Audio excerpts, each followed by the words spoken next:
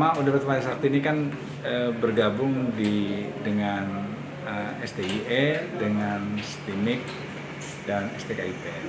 Nah, sekarang sedang membangun konsep kurikulum yang orientasinya kepada world class university, dan kurikulum itu ditandem ya dengan kualitas mutu yang diinginkan oleh BAN PT sekaligus ke International Standard Organization.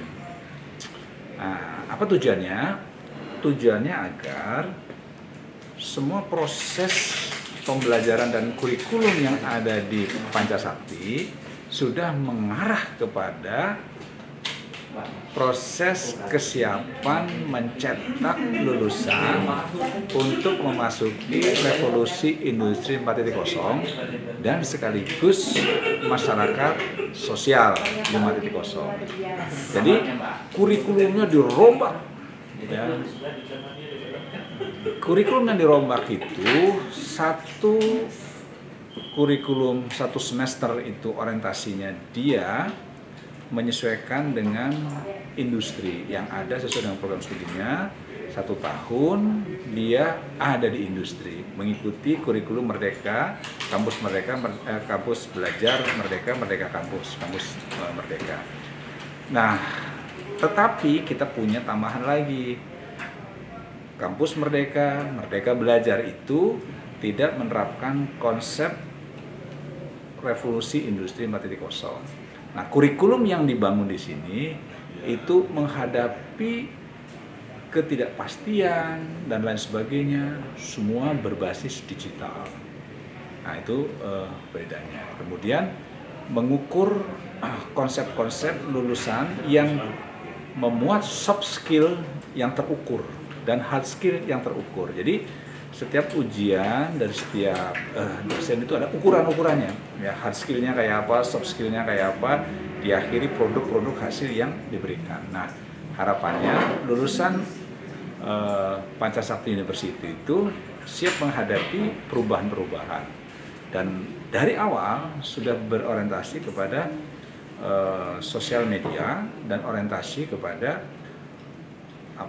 kerjasama tim, ya, terus mempersiapkan kompleks problem solving. Jadi anak-anak itu diajarkan bagaimana siap menghadapi permasalahan, negosiasi, teamwork, kemudian kecepatan pengambilan keputusan. Ini yang dilakukan di Pancasakti University dan sudah dilakukan proses ini sudah 1 tahun. Nah, dan ini belum banyak dilakukan oleh perguruan tinggi Indonesia gitu. Itu terkait dengan bagaimana kesiapan dalam rangka pencapaian kurikulum. Tentu sejak dini kita kan mempersiapkan. Ya. Kira-kira yang dipersiapkan oleh pemerintah? Yang dipersiapkan tentu pertama kami mempersiapkan fasilitas-fasilitas. Karena ini misalnya bandwidth, ya. Kemudian kita sudah bicara tentang kesiapan dengan learning management system dengan online PJJ. Nah, para dosen sudah biasa diajarkan menghadapi kamera. Para dosen sudah bisa mengajarkan berbasis YouTube. Para dosen dan mahasiswa sudah bisa diajarkan konektivitas dengan Zoom Meet, Google Meet dan lain sebagainya. Itu media-medianya udah kita lakukan. Ini udah berjalan 1 tahun. Jadi sebenarnya pada saat Mas Menteri ngomong begitu, kita sudah berjalan, kita sudah duluan sudah kita lakukan gitu. Nah, jadi kami tidak kaget. Jadi istilahnya kami sudah menerapkan konsep ini lebih awal. Terkait dengan era COVID-19 ini tentu banyak kendala-kendala. Kira-kira menyikapi hal tersebut pihak Universitas Pancasakti selama ini apa? Karena kami sudah siap pada ngadepin COVID, ya tinggal jalan karena memang dosennya sudah siap. Cuma kita nanti akan naik ke arah yang lebih bagus.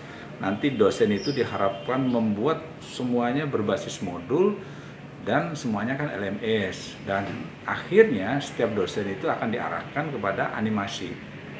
Nah, ini langkah yang lebih tinggi lagi, karena kami memang sudah siap lebih duluan. Jadi pada saat pandemi orang pusing mempersiapkan, kami running well saja. Kira-kira prioritas yang paling prioritas, program yang paling utama nih sebagai program prioritas? Ya, program priority kita adalah menaikkan soft skill anak-anak karena agar mereka tidak menjadi beban di masyarakat. Jadi diharapkan anak-anak lulusan kami ini Pancasakti University betul-betul sudah siap menghadapi kehidupan sosial masyarakat secara nyata. Kenapa?